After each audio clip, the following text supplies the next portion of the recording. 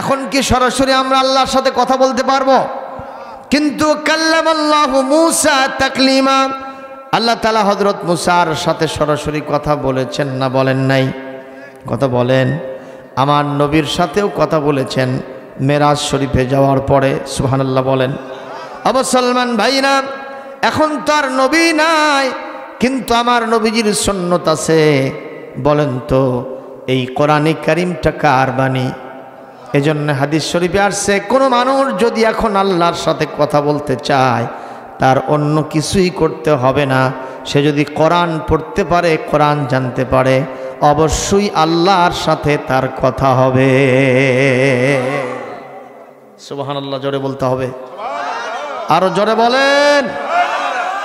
There is no way, কোনই পথ পন্থা নাই আল্লাহর সাথে কথা বলার। আছে একটা মাত্র পথ, সেটা হলো কোরআন।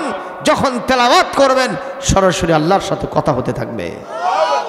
দেখা যাক আর নাই যাক। ও মুসলমান, এখন প্রশ্ন হলো আল্লাহকে দেখা যাবে না কেন? এই জন্য দেখা যাবে না, আমার আল্লাহর যে জাত, আমার আল্লাহ, মুসা আলাইহিস সালাম একদিন বলেছিলেন, আল্লাহ রব্বি আরিনি আনজুর ইলাইকা, আমি আপনাকে দেখব। কে বলতেছেন? মুসা আলাইহিস সালাম কাকে দেখতে চাচ্ছে? আল্লাহকে দেখতে চাচ্ছে। মুসা আলাইহিস সালাম আল্লাহর এমন একজন পয়গম্বর ছিলেন, আল্লাহর কাছে অনেক দাবি করতেন, আল্লাহ সেসব দাবিগুলো পূরণ করে দিতেন। সুবহানাল্লাহ। একটু ধমকও দিতেন, কিন্তু পরে আবার সেটা পূর্ণ হতো। একদিন আল্লাহকে বলতেছে, আল্লাহ আমার এমন কিছু আছে যা তোমার নাই। আল্লাহ বলতেছেন, মুসা সবই তো আমার, তোমার আবার কি? কয় যে না আল্লাহ, আমার এমন কিছু আছে যা তোমার নাই। আল্লাহ বললেন, দেখি বলো তো। কয় আমার মরণ আছে, আপনার নাই। কথা কি হাসানা মিছে? আল্লাহ আমার ঘুম আছে, আপনার ঘুম নাই। আমার ক্ষুধা লাগলে পেটে খাবার দিতে হয়, আপনার খাবারের দরকার হয় না। কথা কয় না, কথা কয় না। ও মুসলমান, তাহলে কি বোঝা গেল? মুসা আলাইহিস সালাম আল্লাহর কাছে বলতেছেন, আল্লাহ আপনি আমাকে দেখান, আমি আপনাকে দেখব। আল্লাহ বললেন, লাং তারানি।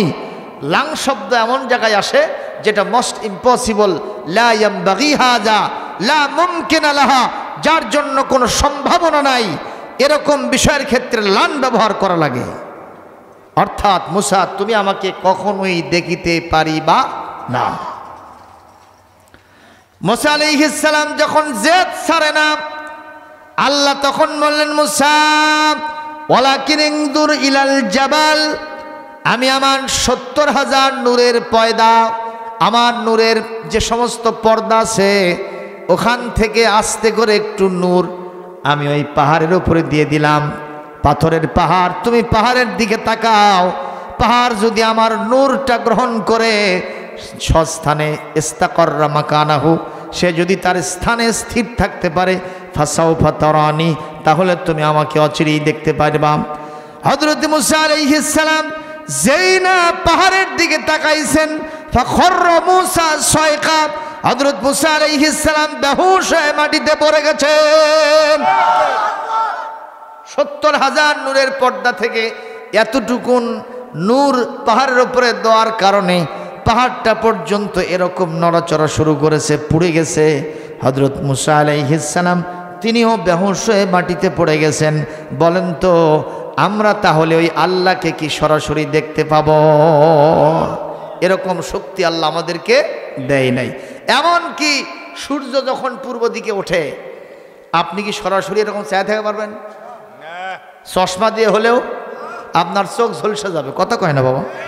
তো একটা আল্লাহর সৃষ্টি একটা সূর্যের দিকে আপনি চাইতে পারেন না, সে মহান স্রষ্টা আল্লাহ রাব্বুল আলামিনকে আপনি কেমনে দেখবেন ফাঁকা চোখে?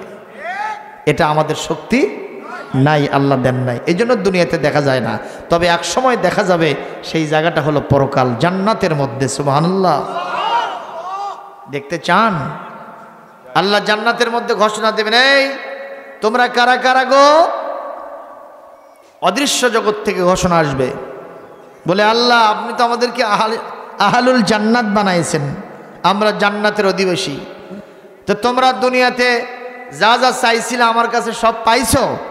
কয় আল্লাহ চতুর্দিকে চায় থেকে দেখতেছি, পাওনার কোনো অভাব নাই। যা চাইছি তাও পাইছি, যা চাইনি তাও পাইছি। মারহাবা কোন? কারণ মানুষের মনের চিন্তা ছোট না, কথা কয় না। ওই একজন বলছিল যে হুজুর জান্নাতে সব পাওয়া যাবে। হ্যাঁ সবই পাওয়া যাবে। হুজুর হোঁকা পাওয়া যাবে? কি খাবে জান্নাতে? হোঁকা খাবে। এত ভালো খাবার থাকতে মনটা এত পচা, ওই হোঁকা খাবে। এবার মোটর শ্রমিক ইউনিয়নে হোঁকা মার্কা দাঁড়াছে, দেখছেন নাকি আপনারা? হোঁকা মার্কা দাঁড়াছে, মার্কা খুঁজে পাইনি, ওটা দাঁড়াইছে। যাক ভালো কথা, দাঁড়াও। কলা গাছ মার্কাও দাঁড়াচ্ছে। আমরা আগে বলতাম ভোট দিও না, কলার গাছে একটা গাছ একটা ভোটের মূল্য আছে, আর এখন সেই কলা গাছ মার্কা দাঁড়াচ্ছে। কোনো মার্কার বাদ নাই ভাই। প্রিয় ভাইয়েরা আমার, কষ্ট হচ্ছে আপনাদের? তো মানুষের মনের চিন্তা তো ছোট, আল্লাহ পাক সেখানে মানুষের চিন্তার অতিরিক্ত এমন অনেক জিনিস দিবেন যা মানুষের অপ্রত্যাশিত ছিল, মানুষ সেটাও তার নাগালের ভিতরে পাবে। সুবহানাল্লাহ কোন? এখন ওই জায়গায় আল্লাহ বলল সব পাইছো? বলে আল্লাহ হালমিম মাজিদ আরো আছে নাকি? আরো কি আছে? বলে ভালো করে চিন্তা করে দেখো সব পাইছো কিনা। কয় আল্লাহ পাইছি তো মোটামুটি সবই, কিন্তু মনের মধ্যে একটা শূন্যতা আছে, কি যেন পাই নাই, কি যেন পাই নাই। এই আলাপচারিতার ভিতর দিয়া দুইটা গুণ যাদের ভিতরে দুনিয়ায় ছিল, একটু জোরে বলেন কয়টা গুণ? ফামান কানা ইয়ারজু লিকা রাব্বিহি ফালইয়ামাল আমালান সালিহান ওয়া লা ইউশরিক বিইবাদাতি রাব্বিহি আহাদা। আল্লাহ রাব্বুল আলামিন বলেন দুইটা গুণ যারা লালন করেছে পৃথিবীতে, আমি আল্লাহ রাব্বুল আলামিন কাল কিয়ামতে তাদের সাথে দেখা দিব। এক নম্বর ফালিয়ামাল আমালান সালিহা, দুনিয়াতে যত ভালো কাজ আছে সব কাজগুলো আমাদের জীবনের সাথে মিলায় নিতে হবে। আর দুই নম্বর, আল্লাহর সাথে কাউকে শিরিক করা যাবে না। আল্লাহর সাথে কি করা যাবে না? শিরিক করা যাবে না। শিরিক বোঝেন তো? যে আল্লাহ ওই রাত তৈরি করে কিন্তু দিন তৈরি করতে পারে না, দিনের জন্য আর একজন লাগবে। আল্লাহ সৃষ্টি করতে পারে কিন্তু রিজিক দিতে পারে না। সুদ না খাইলে আমার রিজিক হবে না, ঘুষ না খাইলে রিজিক হবে না, মানুষের জমিন আইল না ঠেলা পর্যন্ত আমার ভালো জমি বাড়বে না, আমি আমার ওই আত্মীয় স্বজনের হক না মারা পর্যন্ত আমার সম্পদ বাড়বে না। এই রকম চিন্তা যারা করে মূলত তারা কার সাথে শিরিক করলো? আল্লাহর সাথে শিরিক করলো। আর আল্লাহ সন্তান দিতে পারে না। যদি আমি মহাস্থানের ওই সুলতান বাবার কাছে না যাই, আমি যতই চেষ্টা করি আমার সোল হবে না। এরকম লোক আছে না নাই? হ্যাঁ, এইরকম লোকেরা আবার বিয়ে না করেই সুলতান বাবার কাছে গেছে, বাবা একটা সোল দাও। তো বাবা সেই রকম দোয়া করছে, হাঁটো নিয়ে দোয়া করছে, কথা কন। এখন 2 বছর পর যায় করছে, হুজুর আপনি কি আসল হুজুর না নকল হুজুর? কেন? কয় যে এত দোয়া করলাম, আপনিও করলেন, আল্লাহ আল্লাহ করলাম, কিন্তু সোল তো হয় না। পীর সাহেব মোরাকাবায় গিয়ে বলতেছে, কে রে আমার দোয়া তো বিষ হয় না। বাবা আসো তো কাছে, তুমি বিয়ে শাদী করছো? কয় যে হুজুর আগামী 3 বছর পর করার চিন্তা করতেছি। 3 বছর পর বিয়ে করবি আর ওই সোল নিবি আজকেই। জোরে নাউজুবিল্লাহ দিতে পারেন না? কারণ আর বিশ্বাস খাদা বাবার কাছে গেলে যদি বউ না থাকে তা সোল হবে। একটু জোরে নাউজুবিল্লাহ দেন। এর নাম কি? এর নাম কি? এই কাজ যারা দুনিয়ায় করে না, আল্লাহ পাক কাল কিয়ামতে তাদের সাথে দেখা দিবেন। সুবহানাল্লাহ, জোরে কর। কষ্ট হচ্ছে নাকি আপনাদের? পানি যে পড়তেছে, গাও ভিজে যাক। কি বলেন? ইনশাআল্লাহ বলি আমিন। নারে তাকবীর, নারে তাকবীর। আল কোরআনের আলো সারা দুনিয়ায় জালো। আজকের মাহফিল সফল হোক, সফল হোক। নারে তাকবীর। প্রিয় ভাইরা আমার, দুনিয়াতে যত ভালো কাজ তার মধ্যে নামাজ আছে না নাই? রোজা আছে না নাই? হজ আছে না নাই? যাকাত আছে না নাই? সুদ খাওয়া আছে না নাই? ঘুষ খাওয়া আছে না নাই? ভোগ ধরে পেটা আছে না নাই? হ্যাঁ, ভালো কাজ যেগুলো বললেন, দান সৎকা, কথা কয় না, আছে না নাই? আছে দান সৎকা। মিথ্যা কথা বলা আছে? সৎ কাজের মধ্যে পড়ে, ভালো কাজের মধ্যে পড়ে। তাহলে সত্য কথা বলা হচ্ছে ভালো কাজ। জোরে কোন সুবহানাল্লাহ। একে অপরকে ভালোবাসা, তাই বলে আবার অন্যের মেয়েকে বিয়ে ছাড়াই ভালোবাসা না। 14ই ফেব্রুয়ারি যেটা ফুল বিতরণ হয় ওই টাইপের না। এমনি অ্যাজ এ ম্যান হিসেবে পৃথিবীর সকল সৃষ্টিজীব আল্লাহর পরিবারের সদস্য, আপনি সেই হিসেবে সবাইকে ভালোবাসবেন, ঠিক না ভাই? ঠিক, এটা ভালোবাসা, ঠিক আছে। কিন্তু আমি তোমারে কথা দিলাম ফুল দিয়া, এটা চলিবে না। কি সুন্দর গান গায়, ভালোবাসা যত বড় জীবন তত বড় নয়, তোমায় নিয়ে 1000 বছর বাঁচতে বড় ইচ্ছে হয়। আছে না নাই কম? মুসলমান, এই ভালোবাসা নয়, ভালোবাসা দিতে হবে আমার আল্লাহকে, আমার রসুলকে, বাবা মাকে, আমার স্ত্রী পুত্র পরিবারকে, পৃথিবীর সকল সৃষ্টিজীবকে আমরা ভালোবাসবো। আপনাদের পাশেই হিন্দু ভাইরা থাকে, তাদেরকেও আপনাদের ভালোবাসতে হবে, ঠিক না বে ঠিক? কথা বলেন না কেন? আপনার বাড়িতে 2টা পায়েস তৈরি হলে পাশে হিন্দুর বাড়িতে আপনি একটু গিফট দিবেন, কথা কন না কেন? দেবেন। তাদের বাড়িতে কিছু হলে আপনার বাড়িতেও দিতে পারে। এতে ওনাদের ভিতরে সফট কর্নার হবে, মহব্বত ভালোবাসা জাগবে। যা মুসলিম ধর্ম খারাপ না, মুসলিম ধর্মের চাইতে ভালো ধর্ম আর নাই। এই যে হৃদ্যতার ভালোবাসা, এর মাধ্যমেই পৃথিবীতে ইসলাম কায়েম হয়েছে। নবীজি কাউকে পিটায়া ইসলামে ঢুকান নাই, সুবহানাল্লাহ কর। নবীজির আদর্শ দেখে সব মানুষ ইসলামের মধ্যে পঙ্গপালের মতো ছুটে এসেছে। ভাইরা আমার, হযরত ইমাম আযম আবু হানিফা রাহমাতুল্লাহ আলাইহি বললেন, এই তোমরা কি বলতে চাও? বলে আল্লাহকে মানি না। যদি আপনি জবাব দিতে পারেন যুক্তির সাথে, তাহলে আমাদের মন পুত হলে আমরা ওই আল্লাহকে মানতে পারি, ঈমান আনতে পারি। ইমাম সাহেব বললেন, কতজন লোক? বলে আমরা 1000 লোক আপনার কথা শোনার জন্য রেডি আছি। যুক্তির সাথে যদি আপনি বুঝাতে পারেন, আমরা অবশ্যই আপনার হাতে হাত দিয়ে আল্লাহকে মেনে নিব।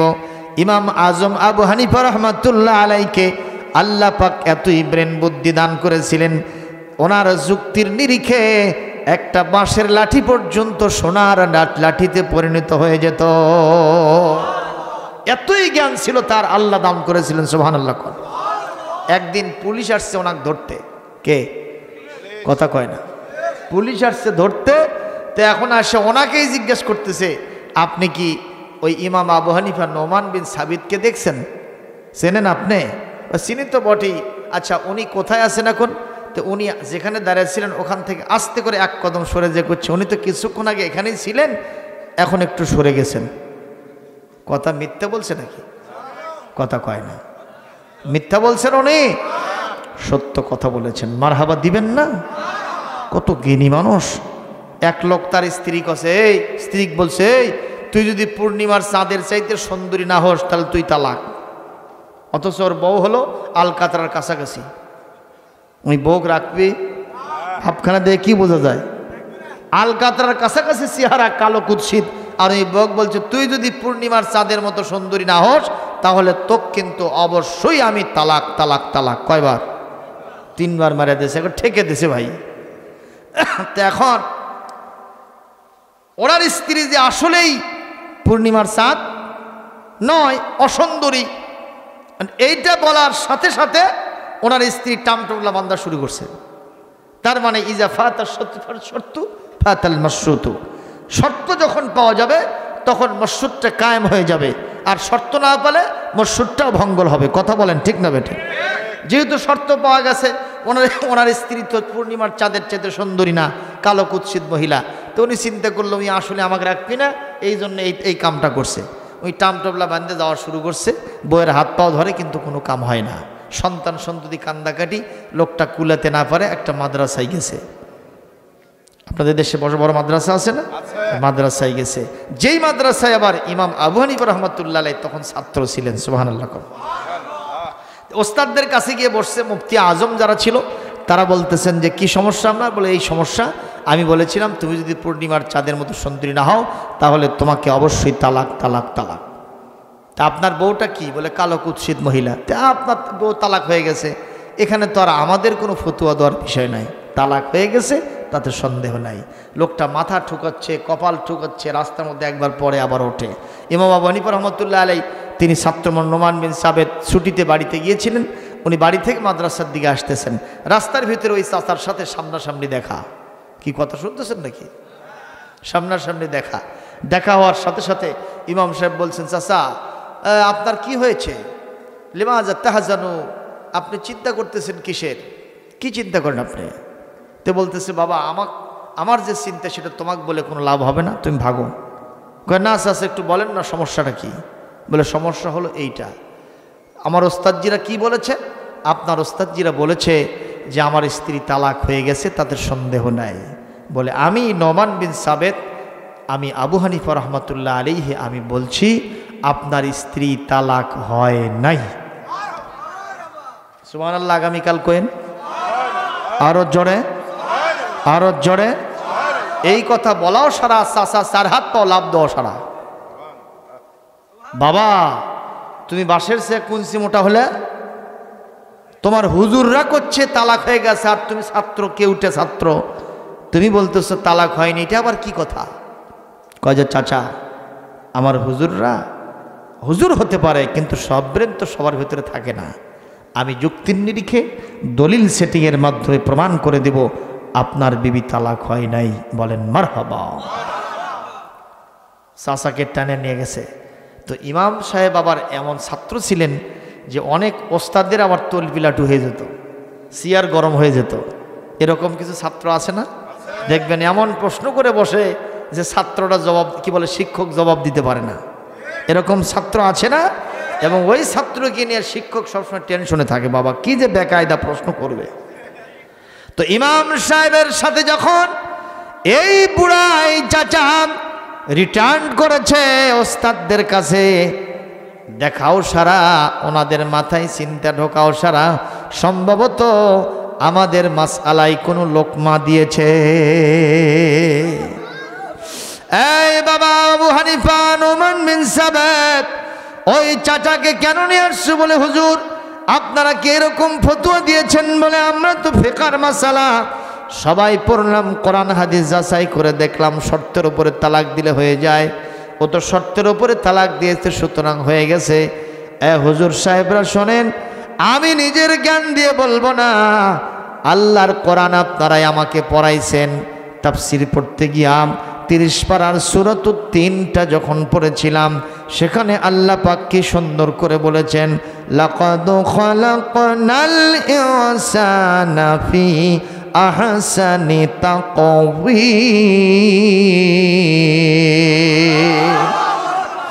আল্লাহ রাব্বুল আলামিন বলেন, মানুষকে আমি সবচাইতে সুন্দর করে সৃষ্টি করেছি।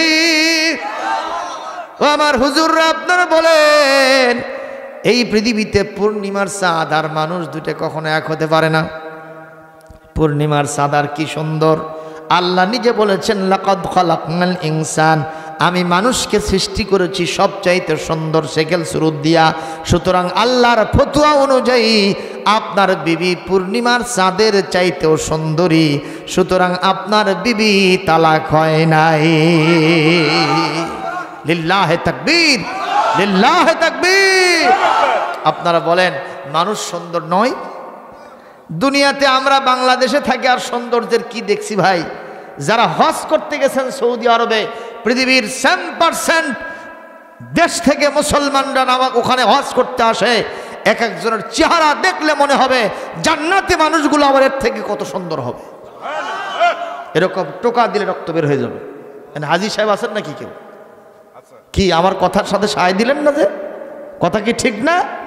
আমরা বাংলাদেশের মানুষ বিলায়ের বাচ্চার মতো ছোট ছোট, আর ওই যে ওখান থেকে যারা মিশর থেকে, সৌদিয়ান কান্ট্রিগুলো থেকে, অ্যারাবিয়ান কান্ট্রিগুলো থেকে, ওই সিরিয়া থেকে, মিশর থেকে, এরপরে আপনার কুয়েত থেকে, কাতার থেকে, ইরাক থেকে, ইরান থেকে যারা আসে তাদের চেহারা নারী পুরুষ সমন্বয়ে দেখলে মনে হয় জান্নাতের হুর পরিবারের থেকে কত সুন্দর হবে। যেরকম সুবহানাল্লাহ।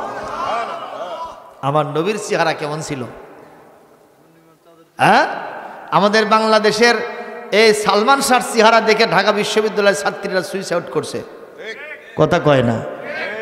হ্যাঁ, আজকে যদি এই জায়গায় আমার সুলতান ভাই কলো এই জায়গা খালি মমতাজ পাগলিক নিয়ে আসা হলো নি, কথা কন? শুধু মমতাজ ম্যাডাম যদি এখানে আসতো এ এলাকার প্রত্যেকটা বাড়ি বাড়ি মানুষ জাম হয়ে যেত এবং এখানে তিল ধারণের কোনো জায়গা থাকতো না। পায়ের নিচে পাল পড়ে পড়ে বুড়া মানুষটা মরে গেল না, ঠিক না? ঠিক চাচা, কথা কন না কেন আপনি? এই চাচা কথা কন না কেন? ঠিক না? ঠিক না? কথা ঠিক না? কাজেই আমি আপনাদেরকে বলবো এই চেহারা দেখে আমরা কাত হয়ে যাই। আর আল্লাহ পাক মানুষকে কত সুন্দর করে সৃষ্টি করেছেন, পৃথিবী ঘুরে ঘুরে এটা দেখতে হয়। একজন কবি বলেছে কি সুন্দর, দেখেন, যে মানুষ মানুষের বেদনায় কেঁদেছিলেন আজীবন মদিনায়, যে মানুষ মানুষের বেদনায় কেঁদেছিলেন আজীবন মদিনায়, সেই মানুষ যদি হয় এত সুন্দর না জানি তাহলে তুমি কত সুন্দর, কত সুন্দর।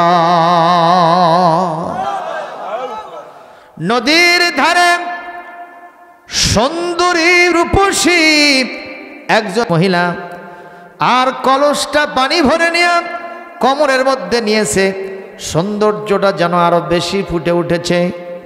আরো দিক দিয়া সামনাসামনি এক বুড়া মানুষ উপস্থিত হয়ে গেছে। বুড়ার বয়স প্রায় 80 বছর, ওই মহিলার দাদার মতো হবে, কথা কয় না? এই বুড়ার সামনে হাজিরা দেওয়াও সারা। বুড়ার কোনো দিকে তাকায় না, একবার মুখের দিকে, মাথার চুলের দিকে, একবার পুরাটা বডির দিকে তাকাতে থাকে এই বুড়া। কথা কি শোনা যায়? এরকম কিছু বুড়া শয়তান আছে না নাই? জোরে কোন আছে না নাই? ওর বয়স 90 বছর, বউ 2-4টা শেষ হয়ে গেছে, এখন 90 বছরে কয়, বাবা আমাকে একটু দকুন্দরি ঘরটা দিস। কারণটা কি চাচা? আমি আর একটা চ্যাংনা নেব। বুঝতে পারছেন তো? ওই 25 বছরের আর একটা যুবতী মেয়েকে বিয়ে করবে। যদি না পায় পরনারীর প্রতি লোভ দৃষ্টি দেয়। আল্লাহর নবী হাদিসের ভিতরে বলেন, এই পৃথিবীতে যারা অত্যাচারী বাদশা আর শাইখুজ জানি আর একজন বৃদ্ধ মানুষ জেনা ব্যভিচার মহিলাদের দিকে লোভ দৃষ্টি দেয়, ওয়াল আলিমুল কাযযাব আর একজন আলেম মানুষ মিথ্যাচার করে, এই 3 শ্রেণীকে আল্লাহ কাল কিয়ামতে জান্নাতে দেবে না। কয়টা বললাম? একটা হলো আমিরুন জাবিরুন জাইরুন, অত্যাচারী বাদশা, আর 2 নম্বর হলো শাইখুজ জানি, একজন বৃদ্ধ মানুষ কিন্তু জেনাকার, লোভ দৃষ্টি দেয় পরনারীর প্রতি। এরকম আছে না নাই? কথা কন না? আর যদি ওরা নাতি নুৎখুর পাওয়া যায় তখন তো আরো লায়ের যায়। আমাদের দেশেই সিস্টেম আছে না নাই? দাদা নানা নাতনিকে নিয়ে একটু আলাপ সালাপ করে, এটা শরীয়তের সম্পূর্ণ হারাম। বাবার সাথে যেরকম আচরণ, আপনার মামার সাথে চাচার সাথে যেরকম আচরণ, দাদা দাদির সাথে নানা নানির সাথে ওই রকম আচরণ হতে হবে। তারাও গায়রে মুহরম, তারা কি বলে, তারাও মুহাররামাতের ভিতরে, তাদের সাথেও কখনো বিয়ে শাদী জায়েজ হবে না। কথা বলতে হবে, ঠিক কিনা? কিন্তু এই কুরসম আমাদের দেশে আছে না নাই? নাতি হলে কয়, এডে আমার এডে এডে, দাদি মরে গেছে তা কি হচ্ছে, তুই নাই, তুমি হতো, তুই আমাকে পান সাজে দিব। কথা কয় না? হ্যাঁ, রাতের বেলা বিছনা তুই ঠিক করে দিব, তোর দাদি মরে গেছে কি হচ্ছে? হ্যাঁ, খবরদার দাদা নানা যারা আছেন আজকে সাবধান হয়ে যান। আল্লাহু আকবার বলেন। এই বুড়া যুবতী মহিলার আপাত মস্তক দেখে আর কোনো দিকে তাকায় না। এইটা দেখার সাথে সাথে মরুভূমির ভিতরে আপনার, আরে বাবা এদিকে কথা বল, এই স্তরের মধ্যে চতুর্দিকে ধু ধু করে, কোনো মানুষ নাই, জন নাই। এই বুড়ার চাহনি দিকে যুবতী সরণীষী মহিলাটা ভয় পেয়ে গেছে। এক পর্যায়ে সে বলেই ফেলেছে, আপনি আমার দাদার মতো বয়সের, আপনি কেন বারবার আমার দিকে এরকম অপলক নেত্রে চেয়ে আছেন? আপনি তো বুড়ো হয়ে গেছেন, আপনার তো আমাকে দেখে একটু শরম পাওয়া উচিত, কেন আপনি এটা করেন? এই বয়সে কি আবার ভীমরতি হলো নাকি? এ কথা বলাও সারা, ওই বুড়ার জবান খোলাও সারা। বুড়া বলতেছে, মহিলা খবরদার, একটা বার তুমি চিন্তা করবে না আমি তোমার সৌন্দর্য দেখে যৌন কামনা চরিতার্থ করতেছি, এটা একবার ভাববে না, কারণ এই বয়সেও এখন আর আমার নাই। আমি তোমার দিকে চেয়েছি এই কারণে, তোমার আপাত মস্তক এত সুন্দর করে যে কারিগর সৃষ্টি করলেন, সে কারিগর না জানি আরো কত সুন্দর। আল্লাহু আকবার, জোরে কর আল্লাহু আকবার, জোরে কর। ও মুসলমান, একটু আওয়াজ দেন, সে কারিগরের নাম কি? আর জোরে জোরে হলো না? জিকিরে, ফিকিরে, তকবীরে, স্লোগানে, নারায়ে তাকবীর। একটু স্লোগান মারলে এ ভেতরে একটু জজবা হয় না? কথা কয় না? হয় না? হয় না? গাছের ডাল নামে না, ওখানে একটা সুন্দর করে ওই গাছের ডালটা লক্ষ্যচ্যুত হয়ে ওদিকে যায় এদিকে যায়, গাছরা ওখানে সুন্দর করে রসা লাগায়া এইরকম করে বলে, মারো টান, আরো জোরে, সবাই মারো, মারো রে মারো। এই যে হেইয় বলতেছে, এতে কি হয় ভাই? জজবা বেড়ে যায়, শক্তি বাড়ে। কথা কন। এইরকম ভাবে আমরা হাবি জাবি এই ধরনের স্লোগান আমরা দেব না, আমরা স্লোগান দেব কোরআনের নামে, আল্লাহর নামে, রসুলের নামে। রাজি আছেন? আমাদের জীবন, আমাদের মরণ, আমাদের স্লোগান, আমাদের টাকা, আমাদের পয়সা, আমাদের সময়, আমাদের শ্রম, আমাদের যা আছে সব কিছু আল্লাহর জন্য আমরা দিয়ে দেব। কুল ইন্না সালাতি ওয়া নুসুকি ওয়া মাহইয়ায়া ওয়া মামাতি লিল্লাহি রাব্বিল আলামিন।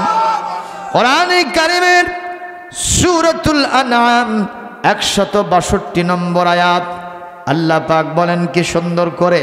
একজন কবি আবার এই আয়াতের অনুবাদ করেছেন গানের মাধ্যমে, বলবো কিনা? জীবন দিলেন যিনি, জীবন নেবেন তিনি। কে তিনি? জীবনের সব আয়োজন যদি হয় তারই জন্য, ত্রিভুবনে তুমি অনন্য। জীবন আমার তোমারই জন্য, মরণ আমার তোমারই জন্য, ভালোবাসা তোমারই জন্য, বিরহ জ্বালা সে তো তোমারই জন্য। জীবনে মরণে তোমারই হয়ে হতে চাই ধন্য। একটু জিকির করেন, সুবহানাল্লাহ, আলহামদুলিল্লাহ, লা ইলাহা, সুবহানাল্লাহ, আলহামদুলিল্লাহ, লা ইলাহা, সুবহানাল্লাহ। এ বাবা তাড়াতাড়ি যাও। সুবহানাল্লাহ, আলহামদুলিল্লাহ, লা ইলাহা, সুবহানাল্লাহ, আলহামদুলিল্লাহ, লা ইলাহা, লা ইলাহা ইল্লাল্লাহু মুহাম্মাদুর রাসূলুল্লাহ সাল্লাল্লাহু আলাইহি ওয়াসাল্লাম। ভাইরা কষ্ট হচ্ছে? আরে লোক যা হয়েছে হোক, যে কয়জনই বসছেন এইগুলোকে নিয়ে যদি মনে হয় এখনই অর্ডার দিলে খালি শুরু হয়ে যাবে। এক একজনের চেহারা দিয়ে নূর চমকাইতেছে। এটা তো আপনি দেখতেছেন না, আমি আমার চোখ দিয়ে দেখতেছি আপনাদের চেহারার মধ্যে দিয়ে নূর চমকাইতেছে। কারণ কোরআনের মাহফিলের শ্রোতা হলো আমার আল্লাহর গেস্ট, আল্লাহ হলেন হোস্ট, আপনারা হলেন গেস্ট। আর গেস্টের যা আদর আপ্যায়ন করা দরকার আমার আল্লাহ করবেন। সুবহানাল্লাহ জোরে বলেন, সুবহানাল্লাহ জোরে বলেন। আল্লাহ বলতেছেন সব কি পাইছ, মনে আছে না নাই? সব কি পাইছ? ওরা বলতেছেন আল্লাহ সব পাইছি, কিন্তু কি যেন পাইনি, মনের মধ্যে শূন্যতা আছে না নাই? আল্লাহ এই আলাপচারিতার ভিতর দিয়া ৭০,০০০ নূরের পর্দা পেরিয়ে বান্দাদের সামনে হাজির। মানুষ আল্লাহর দিকে চেয়ে থাকবেন, আল্লাহ পাক মানুষের দিকে জান্নাতের মধ্যে চেয়ে থাকবেন। কত কাল পেরিয়ে যাবে কেউ টের পাবে না। আহারে যে কারণে এতদিন কষ্ট করলাম, ইসলাম প্রতিষ্ঠার আন্দোলন করতে গিয়ে জেল খাটলাম, মামলা খাইলাম, ফাঁসির কাস্টে ঝুললাম, টাকা দিলাম, পয়সা দিলাম, রাতের পর রাত জেগে মানুষকে তাফসির শোনালাম, তাফসির মাহফিল শুনলাম, রাতের শীতের প্রকোপকে উপেক্ষা করে ঠান্ডা পানি দিয়ে উযু করে তাহাজ্জুদের নামাজ পড়লাম, শত শত হাজার হাজার টাকা দিয়ে, লাখ লাখ টাকা দিয়ে কোরবানি করলাম, এত কিছু করলাম। আল্লাহ গো, আজকে সে আল্লাহকে আমরা সামনে পেয়ে গেছি, আমাদের মনে তো আনন্দ আর ধরে না। আল্লাহ আবার ফারদার জিজ্ঞেস করবেন, ফেরেশতারা হাল ওয়াজাদতুম মা ওয়াদাকুম রাব্বুকুম, যা তোমাদেরকে ওয়াদা করেছিলাম সব কি তোমরা এখন পাইছো কিনা, তাড়াতাড়ি বলো। ওরা তখন বলবে আল্লাহ গো, আগে যেগুলো পাইছিলাম ওগুলো একটাও যদি না থাকতো, এখন যা পাইছি এটাই আমাদের জন্য যথেষ্ট হতো। সে আল্লাহর সাথে দেখা করতে হলে আল্লাহর সাথে শিরিক করা যাবে না। আল্লাহ নিজে বলেছেন লা ইয়াহবাতান্না আমালুকা, তোমার সমস্ত আমলগুলো আল্লাহ বরবাদ করে দিবেন যদি তুমি তার সাথে লা ইন আশরাকতা, আল্লাহর সাথে শিরিক করলে। ভাইরা, আমরা আল্লাহর সাথে কি শিরিক করব? আমাদের ভাগ্যের উন্নতি কে দিবেন? আমাদের চাকরির উন্নতি কে দিবেন? আমাদের জমিনে ফসল কে বাড়িয়ে দিবেন? আমাদের ব্যবসার উন্নতি কে করবেন? আমরা যদি সন্তান নিঃসন্তান হই, আমাদেরকে সন্তান সন্ততি দেওয়ার মালিক কে? সুতরাং কলিজাটাকে সাফ করে নিতে হবে। আল্লাহ আমাদেরকে যেন তৌফিক দেন, বলি আমিন। প্রিয় ভাইরা আমার, ইমামে আজম আবু হানিফার কথা মনে আছে? উনি একটা মঞ্চ স্থাপন করলেন, সেখানে দিন নির্ধারণ করলেন, অমুক দিনে তোমরা আসবা, আমিও সেই দিনে সকাল 10টার সময় হাজিরা দিব, প্রধান বক্তা হব আমি, আর তোমরা হবার সবাই শ্রোতা মণ্ডলী। মারহাবা কোন? ইমাম সাহেব কি বক্তা? আরো জোরে। প্রধান বক্তা আগে আসে না পরে আসে? সব লোকেরা বসে আছে, 10টায় মাহফিল শুরু, খালি লোকেরা চতুর্দিকে চায়। দ্বিতীয় বক্তা আছে, তৃতীয় বক্তা আছে, চতুর্থ বক্তা আছে, পঞ্চম বক্তা আছে, আতি নেতা পাতি নেতা খেতা যা আছে সবগুলো মঞ্চে হাজির, কিন্তু এখনো পৌঁছে নাই যিনি তিনি কে? প্রধান বক্তা, আলেমে হক্কানি, কুকিল কণ্ঠী, সুমিষ্টি ভাষী, আরেফে রব্বানি, সালেগাই সুলকনি, খালি আছে কুতকুতনি। জোরে কোন আছে না নাই? সেই লোকগুলো সব আছে, কিন্তু ইমাম সাহেব এখন পর্যন্ত আসেন নাই। লোকেরা দেখলো ওনার সময় যখন ছিল তার থেকে 2 ঘন্টা পেরিয়ে গেছে, এখন পর্যন্ত প্রধান বক্তা ইমাম সাহেব আসেন নাই। উনি কিন্তু ঠিকই আসছেন, একটু বাইরে ভেতরে আস্তে করে লুকিয়ে আসেন। আল্লাহু আকবার কর। কারণ ওনার ভিতরেও হিকমত দিয়েছিলেন কে? কি হিকমত? খেয়াল করেন। আল্লাহ বলেন সূরাতুন নাহল 125 নম্বর আয়াত, 14 নম্বর পারা 16 নম্বর সূরা, সূরাতুন নাহল 125 নম্বর আয়াত, উদউ ইলা সাবিলি রাব্বিকা বিল হিকমাতি ওয়াল মাউইযাতিল হাসানাতি ওয়াজাদিলহুম বিল্লাতী হিয়া আহসান ইন্না রাব্বাকা হুয়া আ'লামু বিমান দাল্লা আন সাবিলিহি ওয়া হুয়া আ'লামু বিল মুহতাদিন। আল্লাহ পাক বলেন, এই পৃথিবীতে আল্লাহর দ্বীনের দিকে মানুষকে তুমি ডাকবা হিকমতের সাথে, জ্ঞানের সাথে, প্রজ্ঞার সাথে, যুক্তির সাথে। সুবহানাল্লাহ কোন। কিন্তু আমরা তা না, আমরা কি করি? অ্যাকশন অ্যাকশন আছে না নাই? Action action direct action. খেয়াল করেন না ইউসুফ আলাইহিস সালামকে ওরা কোথায় ফেলে দিল? কি উদ্দেশ্যে? একবারে শেষ করে দেবে। কথা কন না কেন? ঠিক না? সেই ইউসুফ আলাইহিস সালামকে আল্লাহ পাক কূপ থেকে উঠায়া মিশরের রাষ্ট্রপ্রধান বানাই দিলেন। যে ভাইরা তাকে কূপের মধ্যে ফেলেছিল তারা কেমনে কেমনে শুনছে যে ওখানে একটা রাষ্ট্রপ্রধান আছে, খুব ভালো মানুষ। কথা বুঝছেন? যায় দেখে উনি সাহেব। চিন্তা করলো, কে রে, দিলাম কূপের মধ্যে জম্মের মতো শেষ করে দেব আমরা, একেবারে সাত স্বপ্ন নিজে নষ্ট করে দিব। সেই লোক আজকে এই চেয়ারে কেমনে বসলো?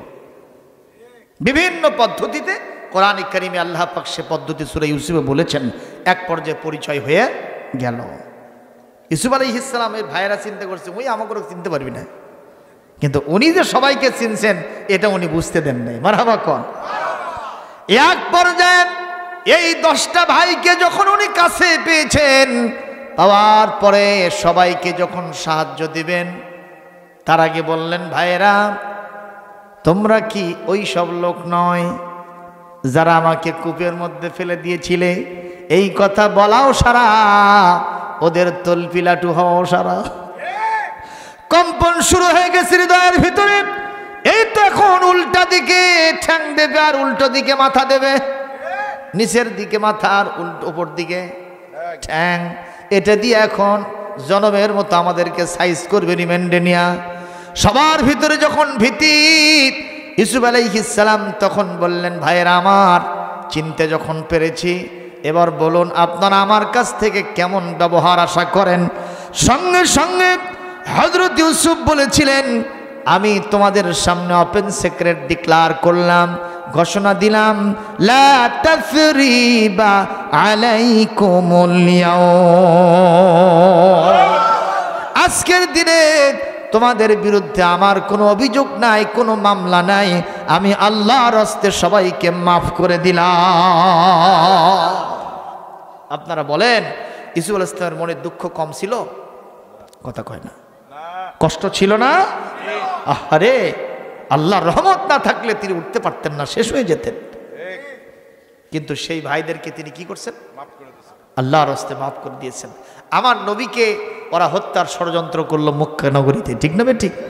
শুধু তাই নয়, আমার নবীকে জমিন থেকে বিদায় করে দেওয়ার জন্য সর্বশক্তি নিয়োগ করেছিল। কিন্তু আমার নবী যখন আল্লাহর রহমতে বেঁচে গেলেন, মদিনা থেকে শক্তি সঞ্চার করে যখন মক্কা দখল করলেন, কাবা ঘরটাকে মূর্তি মুক্ত করে নবীজি কাবার পাদদেশে দাঁড়ায় বললেন, এ আমার কাবার সাথীরা রে, কাবার পাশে তোমরা যারা এসেছো, আজকে তোমরা আমার সামনে যারা এসেছো, তাড়াতাড়ি করে বলো আমার কাছ থেকে তোমরা কেমন ব্যবহার আশা করো। সবাই কোনো মতো ভয়ে কাতুকুতু হয়ে আস্তে করে বলতে থাকলো, আমরা আপনার কাছে সেই রকম ব্যবহার আশা করি যেমন ইউসুফ আলাইহিস সালাম তাদের ভাইদের কাছে আশা করেছিলেন। মারহাবা কোন। আমরা আপনার কাছে আশা করি একজন চাচা তার ভাতিজার কাছ থেকে যেমন ব্যবহার পায়, একজন ভাই তার ভাইয়ের কাছ থেকে, একজন পিতা তার সন্তানের কাছ থেকে যেমন ব্যবহার পায়, সেই রকম ব্যবহার চাই। আজকে আপনার হাতে ক্ষমতা আছে, আমাদের কোনো নিস্তার নাই। এ কথা বলাও সারা। ইউসুফ আলাইহিস সালাম উইলিংলি বলে ফেললেন, শুধু ক্ষমাই করব না, আমি তোমাদের বিরুদ্ধে কোনো প্রকারের মামলা দায়ের করব না, আমি কোনো অ্যাকশনে যাব না, আমি তোমাদেরকে ইউসুফের মতোই ওই 10 ভাইয়ের মতো সবাইকে আমি মাফ করে দিলাম। ওয়ান্তুমুত তুলাকা, তোমরা সবাই আমার কাছ থেকে মুক্ত হয়ে গেছো। জোরে বলেন আল্লাহু আকবার। সম্মানিত উপস্থিতি, এইটা ছিল হিকমত, এর মাধ্যমে ইসলাম প্রতিষ্ঠিত হয়েছে। ইমাম আবু হানিফা রহমাতুল্লাহ আলাই 2 ঘন্টা পরে মঞ্চে উঠছেন। কয় ঘন্টা? আরো জোরে কোন? ততেক লোকেরা পাশা ঝাড়া শুরু করছে। এ ভাই বোঝেনি, সুলতান ভাই এখনো বোঝেনি। সুলতান ভাই করছে যে পোলা ঠান্ডা হয়ে গেল, শেষ করে দিব এখনই, মোনাজাত হবে এখনই মোনাজাত। প্রিয় ভাইরা আমার খুব খেয়াল করেন, ইমাম আবু হানিফা রহমাতুল্লাহ আলাইহি মঞ্চে উঠছেন কয় ঘন্টা পর। ততেক শ্রোতারা কি ঝাড়তেছে? পাশা ঝাড়তেছে। মানে না, এই বক্তব্য দিয়ে হবি না, যাই সময় রক্ষা করে না তাই আবার আল্লাহর দাওয়াত দেয়। কথা কয় না পারে, আছে না নাই? আছে না নাই? এরকম লোক এ সমাজে আছে না? দেখবেন ধোয়া মশার খবর নাই, নাম হলো ফজর আলী, সকাল 10টার আগে ঘুম থেকে ওঠে না। নাম হলো আতর আলী, পুরাটা শরীর খালি চানার গন্ধ। কথা কন, নাম কি? আতর আলী, আর বকরির চানার গন্ধ আর গাওত। নাম হলো ফজর আলী, ওঠে কয়টার সময়? সকাল 10টার সময়। এ ফজর আলী আছে না কেটে? কে বারে? এই হুজুরি? আলহামদুলিল্লাহ বলেন। প্রিয় ভাই সকল, কথাটা শোনেন, এই লোক হুজুরের খালি বক্তব্যের টিপ্পনি কাটে, কথা কয় না। হুজুর যে বক্তব্য দেয় সেই বক্তব্য ভুল ধরার জন্য চেষ্টা করে। এটা একটা ওয়াজ হলো, ওই বা বুকের স্টলে গিয়া, চা স্টলে গিয়া ও বলতেছে এটা খুব কি বক্তা ধরে লিয়া চুরে। কথা কয় না কেন? এরকম আছে না নাই? মসজিদ কমিটির সভাপতি হয়ে ওই ইমামের চাকরি খাওয়ার ওস্তাদ।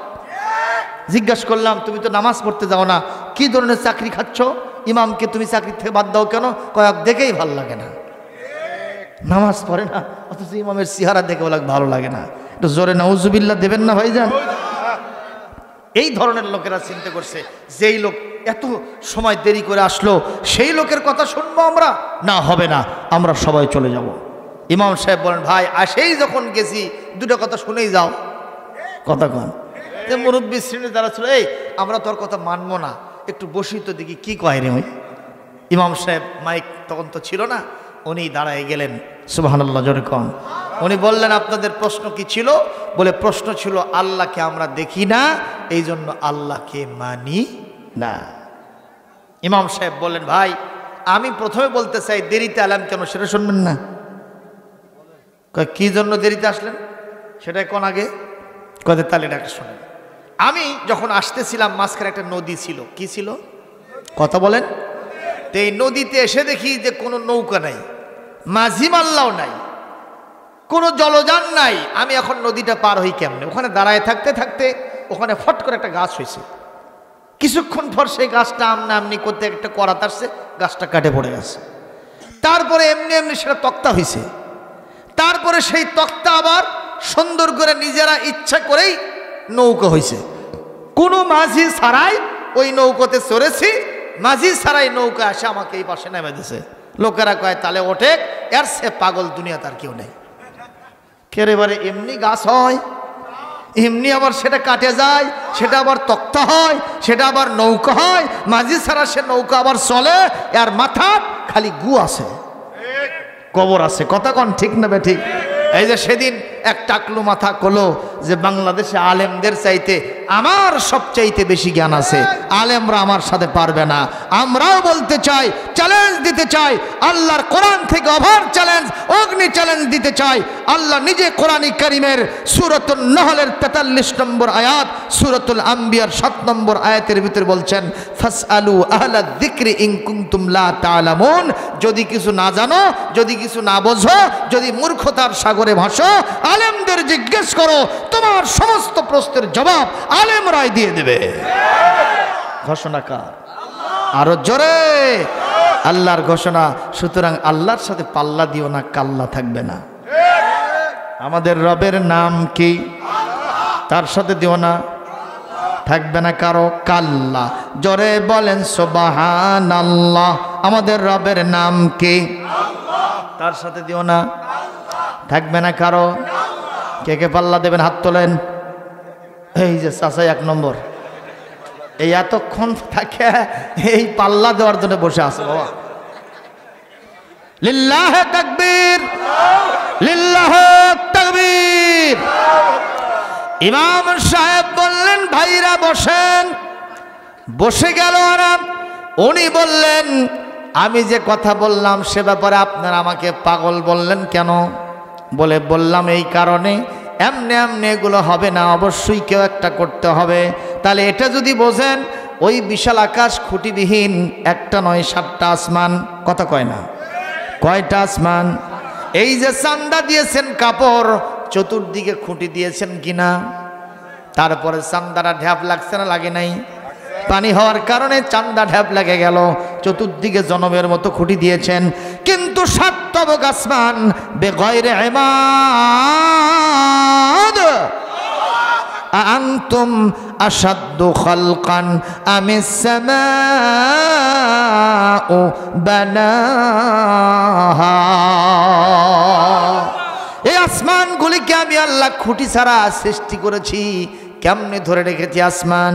এই জমিনের নিচে পানি আছে না নাই? কিন্তু পানির উপরে জমিনটা কেমনে স্থির থাকলো? এইভাবে গাছপালা তরুলতা হাজারো মাখলুকাত দেখলে কেন আপনি এই কথা বলেন না? কারিগর ছাড়া এটা হয় নাই। আর যে কারিগর এগুলো সৃষ্টি করেছেন, আওয়াজ দেয়া সবাই মহব্বতের সাথে বলেন, তার নামটা কি? সেই আল্লাহ সম্পর্কে ওই সমস্ত সব কি বলে ইহুদি, খ্রিস্টান, নাসারা, অমুসলিম, নাস্তিক যারা ছিল, সবাই ইমাম সাহেবের এই যুক্তির কাছে ফেইলার হয়ে গিয়া ইমামের হাতে হাত দিয়ে এক আল্লাহকে মেনে নিয়েছে। সুবহানাল্লাহ জোরে কর। সুতরাং আমাদের রব একজন, তিনি কে ভাইজান? তাকে আমাদের মানতে হবে। জোরে বলি আল্লাহ।